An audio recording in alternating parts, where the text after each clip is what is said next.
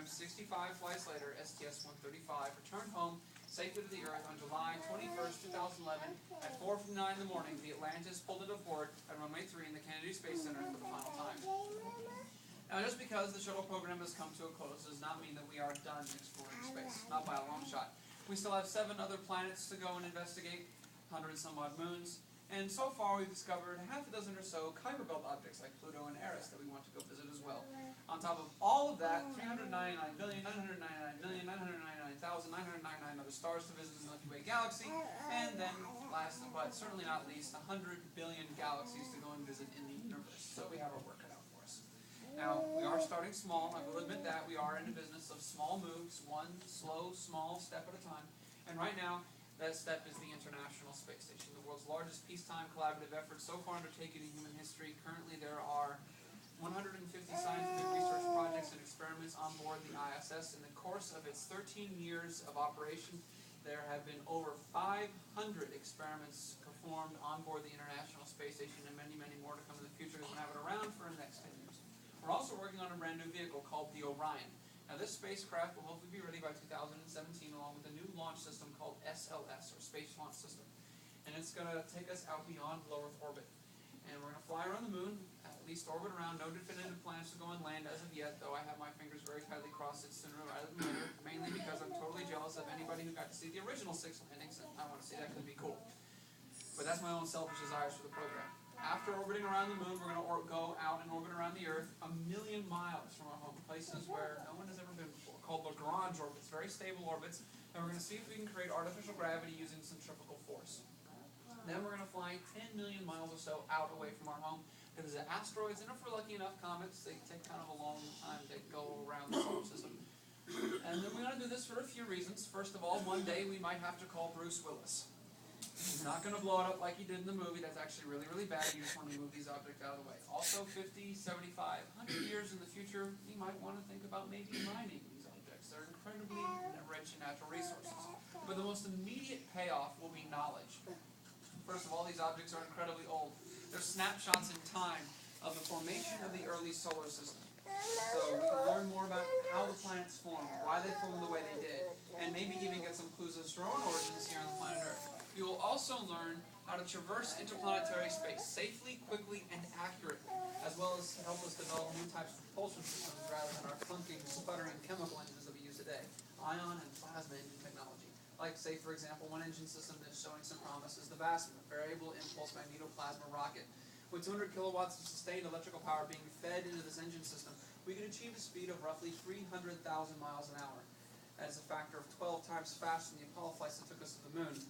And we could go to Mars in only 39 days when the 2 planets are close to each other, a mere 35 million miles apart rather than 247. How far off is that technology? Well, we've done a couple test firings already here on the ground. So hopefully we'll be able to have some spacecraft tests and things like that. And that's one thing about the technology for a voyage out to Mars and the deeper parts of the solar system, opening up the inner solar system to human exploration, is we pretty well know how to do it. We've known how to do it for a while. The chemistry in order to sustain a human presence on Mars is 19th century chemistry.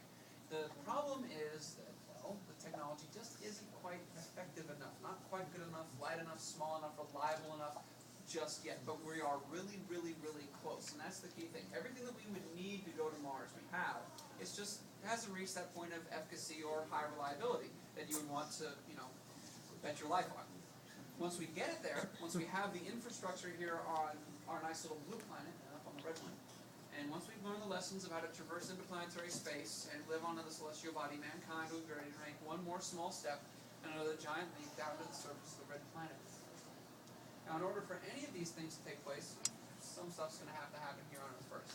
First of all, we're going to take a close collective look at the International Space Station, for it is the face of things to come. In the words of the Hitchhiker's Guide to the Galaxy, space is big, that's why they call it space. And it will require, no matter how powerful or how wealthy or how great one nation's technical expertise, just won't be enough. Not in the coming years, decades, centuries, and millennia. Not from here on in. It's a human effort, not a national one that will allow us to explore the planets and look at the stars. But for a trip maybe 500 years in the future to Alpha Centauri, or maybe 200 years, depending on how great technology goes and how fast, who knows. or to Mars in the next 20, 30 years, in the next couple of years out to asteroids, over the next 10 years to the space station. In order for anything to get there, it will require continued interest, patience, and perseverance from all of us here on the planet Earth that don't get to participate in these great journeys by supporting them or even flying them.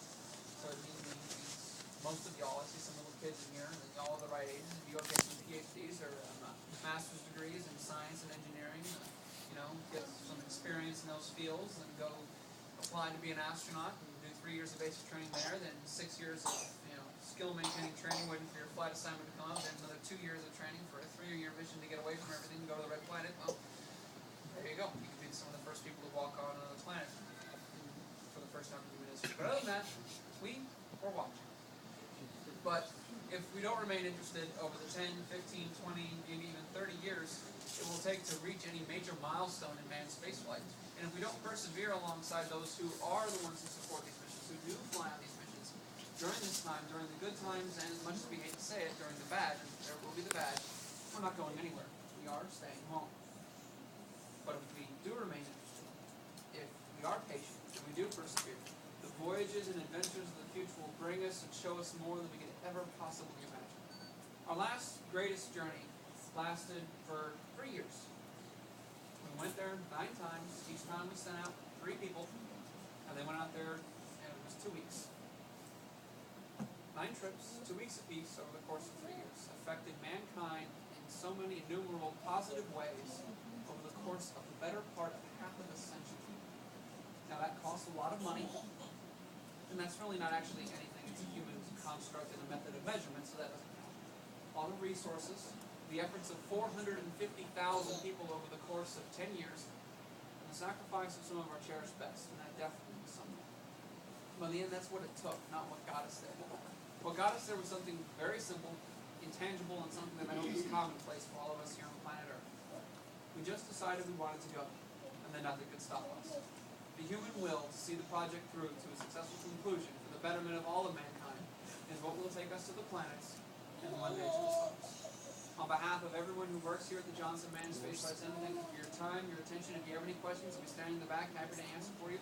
Enjoy the rest of your tour, and thanks for coming to see us today here at JSC. We all appreciate it very much. Bye-bye.